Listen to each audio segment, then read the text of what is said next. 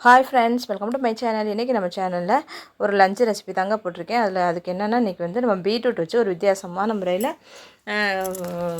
65 மாதிரி செஞ்சுருக்கிறோம். வாங்க அது எப்படி செய்கிறதுன்னு வாங்க வீடியோக்குள்ளே போய் பார்ப்போம். அதுக்கு வந்து நான் பீட்ரூட்டு இந்த அளவுக்கு எடுத்திருக்கேன். ஒரு 1/2 kg இருக்கும்னு வச்சுக்கோங்க. இதை வந்து தோலெல்லாம் நல்லா சீவிட்டு ஃப்ரெஷ்ஷாக இருக்க பீட்ரூட்டை தான் நம்ம இதுக்கு யூஸ் பண்ணிக்கணும். அப்போ தான் நல்லாயிருக்கும். ஃப்ரெஷ்ஷாக இப்போ தான் வாங்கிட்டு வந்தது. அதனால் கொஞ்சம் சின்னமும் பெருசுமாக இருக்கிறதுனால நான் தோலெல்லாம் சீவி எடுத்து வச்சுருக்கேன். இப்போ வந்து இதை வந்து நான் கட்டிங் போர்டில் நல்லா ஒரு எப்படி சொல்கிறது, நீளமாக நம்ம கட் பண்ணிக்கலாம். எப்படி வேணாலும் கட் பண்ணிக்கலாம். ஆனால் நீளமாக கட் பண்ணிக்கிட்டால் நல்லாயிருக்கும்னு நினச்சிட்டு நான் அந்த மெத்தடில் கட் பண்ணியிருக்கேன். இந்த மாதிரி ரவுண்டாக கட் பண்ணிவிட்டு இந்த மாதிரி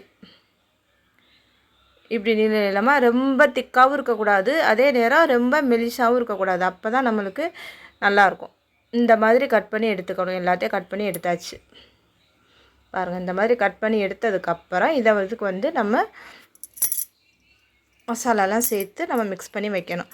இப்போ நான் இதை எடுத்து ஒரு பவுலில் எடுத்துகிட்டு, இதுக்கப்புறம் நான் இதில் வந்து கார்ன்ஃப்ளவர் மாவு ஒரு 1/2 கப்பு சேர்த்துக்கிறேன். 2 ஸ்பூன் இல்லை 3 ஸ்பூன் அளவுக்கு சேர்த்துக்கிட்டால் போதும். அதே மாதிரி கார்ன்ஃப்ளவர் மாவு, கடலை மாவு 2 சேர்த்துக்கிறேன். அதுக்கப்புறம் கொஞ்சம் பச்சரிசி மாவு சேர்க்கும்போது நல்லா கிறிஸ்பியாக இருக்கும். நம்மளுக்கு ஆப்ஷனல் தான், தேவையில்லை இருந்தால் சேர்த்துக்கோங்க, இல்லைன்னா இதுவே நம்மளுக்கு போதும். அதுக்கப்புறம் கொஞ்சம் மஞ்சத்தூள். கலர் பொடியெலாம் நான் போடலை. ஏன்னா பீட்ரூட்டே கலர் தானே, அதனால் நம்ம கலர் பொடி போட வேண்டிய அவசியம் கிடையாது. அதனால் நான் கொஞ்சம் மஞ்சத்தூள் ஒரு 1.5 ஸ்பூன்கிட்ட, உரப்பு இல்லாத ரொம்ப காரம் இல்லாத மிளகாத்தூளுங்கிறதுனால 1.5 ஸ்பூன் அளவு மிளகாத்தூள் போட்டிருக்கேன். கரம் மசாலா தூள் கொஞ்சம் போட்டுக்குவோம். கரம் மசாலா தூள் கொஞ்சம் போட்டுட்டு தேவையான அளவு உப்பு, அதே மாதிரி ஒரு 1/2 ஸ்பூன் அளவுக்கு ஒரு இஞ்சி பூண்டு பேஸ்ட்டும் போட்டுக்கோங்க. போட்டுட்டு நம்ம நல்லா இதை ஃபஸ்ட்டு கையில் எல்லாத்தையும் நல்லா மிக்ஸ் பண்ணிக்கணும்.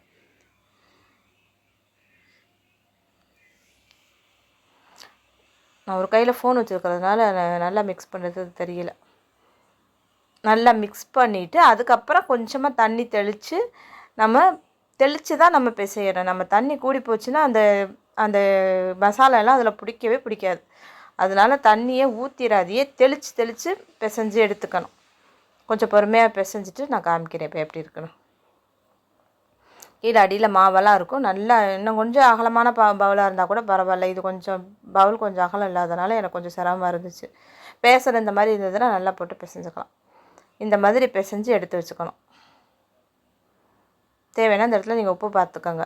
உப்பு காரம்லாம் கரெக்டாக இருக்கான்னு பார்த்துட்டு இது வந்து ஒரு 1 ஹவர் வந்து நம்ம ஊற விட்டுறணும். 1 ஹவருக்கு அப்புறம் தான் நம்ம எடுத்து இதை வந்து பொரிக்க ஆரம்பிக்கணும். ரொம்ப எண்ணெயை வேஸ்ட் பண்ணாமல் முடிஞ்ச வரைக்கும் கொஞ்சமே எண்ணெய் ஊற்றி ஒரு 4-5 ட்ரிப்பு போட்டு எடுத்துக்கலாம். ஏன்னா எண்ணெய் வீணாக தானே போகும். அதனால் எனக்கு இது அகலமான கடாய்ங்கிறதுனால எனக்கு ஒரு 5-6 ட்ரிப்பு போடவே இல்லை, கரெக்டாக வந்துருச்சு. நான் எண்ணெயை ரொம்ப ஊற்றலை. இதை வந்து ஒன்றா எடுத்து போடணும். அதுதான் கொஞ்சம் வேலை.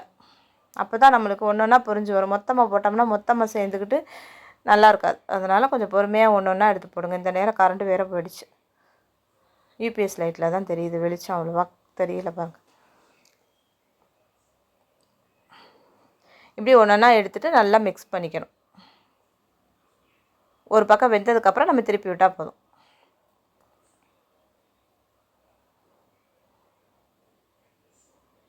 இந்த மாதிரி ஒரு கோட்டிங் போட்டால் இன்னும் கூட போடலாம். நான் ஃபஸ்ட்டு பேஜுங்கிறதுனால எப்படி வேகுதுன்னு பார்க்கறதுக்காக கொஞ்சம் குறைச்சி தான் போட்டிருக்கேன். போட்டுட்டு நல்லா திருப்பி விட்டோம்னா நல்லா மொறுன்னு சூப்பராக கிறிஸ்பியாக அப்படி ஒரு டேஸ்ட்டில் இந்த பீட்ரூட்டு ஃப்ரை நல்லா இருக்குங்க. குழந்தைங்கள்லாம் பீட்ரூட்டு, குழந்தைங்க என்ன பெரியவங்கலேருந்து குழந்தைகள் வரைக்கும் யாருக்குமே எனக்குமே சரி, யாருக்குமே இந்த பீட்ரூட்டு அவ்வளவா பிடிக்காது. பீட்ரூட் பிடிக்கிறவங்க யாருமே இருக்க மாட்டாங்க. இந்த மாதிரி நம்ம செஞ்சு சூடாக சாப்பாடு, வெரைட்டி ரைஸு, இந்த சாம்பார் சாதம், தயிர் சாதம் எதுக்கு சாப்பிட்டாலுமே இது வந்து நல்ல காம்பினேஷன் தான், சூப்பராக இருக்கும். இந்த மாதிரி நம்ம செஞ்சு கொடுத்தோம்னா ஈவினிங் ஸ்நாக்ஸாக கூட செஞ்சு கூட நம்ம சாப்பிட்டுக்கலாம்.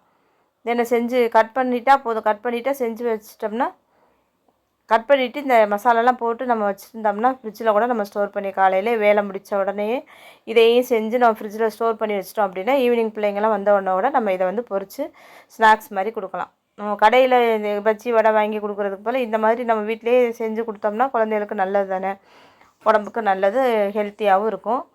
பிள்ளைங்களும் நம்ம வீட்டில் செஞ்சது சூடாக இருக்கிறதுனால நல்லாவும் இருக்கும். சாப்பிடவும் ஆசையாக சாப்பிடுங்க. பீட்ரூட்டும் கொடுத்த மாதிரி ஆகிடும். அதுக்கு தான் சொல்கிறேன். இந்த மெத்தடில் ஒரு முறை செஞ்சு பாருங்கள். எப்படி இருந்திருக்கு, எப்படி இருந்துச்சுன்னு எனக்கு மறக்காமல் சொல்லுங்கள். சூப்பர் டேஸ்டியாக நல்ல கிறிஸ்பியாக இருக்குங்க. நம்ம இதில் வந்து கடலை மாவும் போட்டிருக்குறோம், கார்ன்ஃப்ளவர் மாவும் போட்டிருக்குறோம், கொஞ்சம் அரிசி மாவும் போட்டிருக்குறோம். அப்போ நான் எப்படி சொல்லவே வேண்டாம், நல்லா கிறிஸ்பியாக இருந்தது. நான் இன்றைக்கி வந்து வெரைட்டி ரைஸ் வச்சு கொஞ்சம் சாம்பார் வச்சுருக்கேன். நெய் சாதம் மாதிரி வச்சு அதுக்கு தான் இந்த இது சைடிஷாக இன்றைக்கி சாப்பிட போகிறோம் நாங்கள். இதே மெத்தடில் நீங்களும் செஞ்சு பார்த்துட்டு மறக்காமல் எப்படி இருக்குன்னு எனக்கு சொல்லுங்கள். பிடிச்சிருந்தால் மறக்காமல் நம்ம சேனலை லைக் பண்ணுங்கள், ஷேர் பண்ணுங்கள், கமெண்ட் பண்ணுங்கள். மறக்காமல் சப்ஸ்கிரைப் பண்ணிடுங்க ஃப்ரெண்ட்ஸ். Okay, thank you.